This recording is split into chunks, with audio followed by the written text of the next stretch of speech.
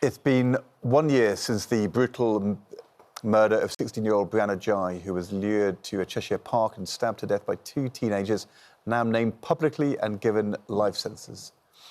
Brianna's mum, Esther, says social media played its part in the death of her daughter, not only because of the impact on her mental health, but also the killers themselves, who we now know accessed violent content online. Well, at a vigil held on last Sunday on the anniversary of Brianna's death, Esther spoke about her beloved daughter. Well, Esther joins us this morning. Oh, Esther, honestly, you're so brave. Was there any comfort to be gained in that sense of reflection and pause at the vigil? Yeah, there was. For me, it was important to do that because it was a way for us to celebrate Brianna's life and who she was and the way that she lived rather than what had actually happened to her. And yeah, so it was, and for all of her friends to be able to come and take part, and they were so brave and they did such a good job at speaking and writing the speeches and singing. It was a celebration of her life. Absolutely. And you can feel that love and support there, which you're trying to harness now to go forward, aren't you? Yeah, definitely. There's I think in Warrington we're quite lucky anyway. It's a big town, but there is that community spirit there still. And the amount of people that came to the vigil was lovely. It was really nice. And yeah, I think it's just pulling people together and showing that unity for each other. And just yeah, it was lovely. It was really good. We spoke to you just a couple of days before the naming and the sentencing of the two people convicted of Brianna's murder. And I remember having a kind of very powerful conversation when you were talking about how you felt sympathy and pain for their parents as well. I just wondered, the announcement of these sentences, long sentences, the publication of their names, did that help to in any way, or how did you feel about the outcome? I think for our family, it's kind of like closure, really. We can move on from what has happened, and like I say about the vigil, it's celebrating Brianna's life and remembering her for who she was. And yet, now that the trial's over, I can focus more on creating that legacy for Brianna. You've been incredibly generous towards the parents of those convicted and sentenced, even saying that you would like to meet Scarlett's mother. What would that be for? Explain a little bit about that. So I know how difficult it is to be a parent in this day and age with social media and mobile phones, and it's so difficult to keep track of what your children are accessing or what they're viewing. And I suppose, like, when I was young, you had peer pressure, whereas now you've got everything that's in the world, negative and positive, and and young people are so easily influenced, so I don't blame the parents. And they've also been through something really horrific. They've had to sit in court and listen to what their children have done. And yeah, I'd like to meet Scarlett's mother. It is potentially something that will be happening, but it will be happening on a very private, of course, and like personal way, because, of course, yeah. But I'd like to know more about how it was for her. So yeah. That's. I think so many people will be simultaneously amazed that you have the strength to do that, but also kind of just hugely impressed that you want to kind of give them that support. Yeah, I think maybe if other people had experienced what I've experienced, and maybe they would probably feel exactly the same. Oh, no. You got caught up last week by, totally unfairly on you, in a political argument. But I know that your desire is to have, like, change and unity of purpose and bring people together. Do you think there is a desire to listen to you across parties, to learn from what's happened and to see if we can make things better for the future? Yeah, so the talks that I had in Parliament were really positive. I sat down with Keir Starmer and explained what I wanted to do with the mindfulness in schools. And that was a really positive sit down, and yeah, he wants to see some costings and just see what that would actually look like. So I think there is cross-party support as well. Yeah. Good. So what is the key thing that you want to change?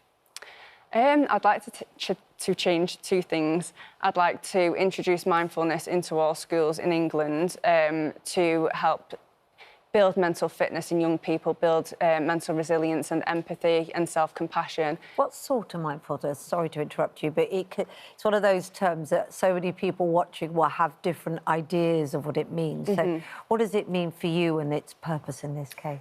I think there's a misconception that it's a bit like airy-fairy, so to speak, and not very substantial, but really, for me, it's building mental fitness. So just as you would go to the gym and you would lift heavy weights to build muscle and to become fit, it's the same thing for your mind. You're building that mental fitness and mental resilience, and I think that that's something that young people are lacking so much now. How have you kept yourself in that space of fitness, mental fitness? I've practiced mindfulness on and off for 8 years now, and I was very heavily into it just before what happened to Brianna. Gosh. And I do really think that has helped me. I think that it did help me it helped to take that impact of such a horrendous thing happening. It's also really important for teachers as well as for young people, because I remember I was involved in introducing circle time in primary schools. At the time, it was called happiness.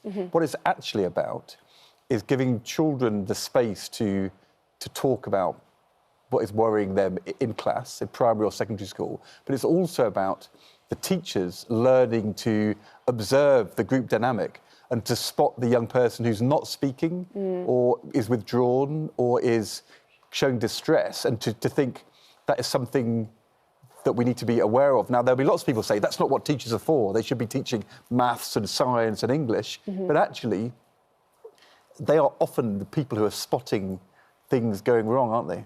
Yes, yeah, and I think teachers are there to safeguard children as well.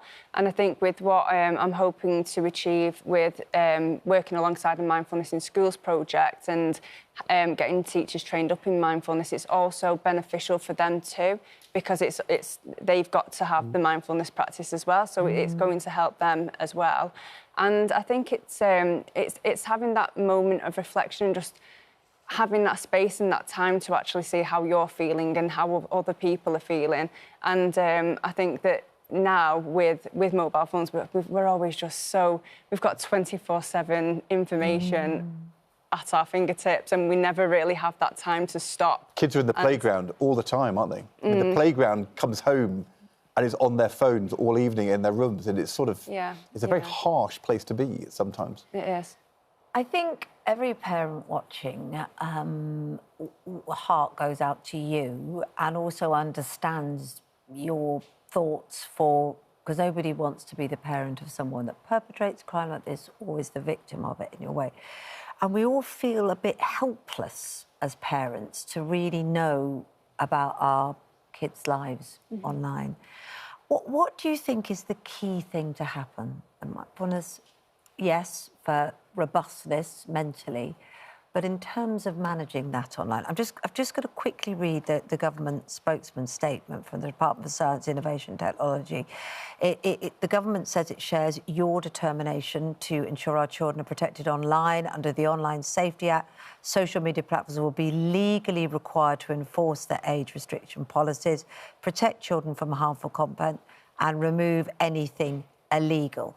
Now, do you think is the genie a little bit out of the bottle? Is there any way of really controlling it? I don't feel like there is. Right. At this moment in time. I think it's really important to have conversations with people, because I'm not an expert, and I'd like to sit down with people who really know and understand their perspective on it as well. Right. But do you sense the social media companies actually want to engage with you and help? I think so, yeah. I think that there will be opportunities to sit down and talk at some point.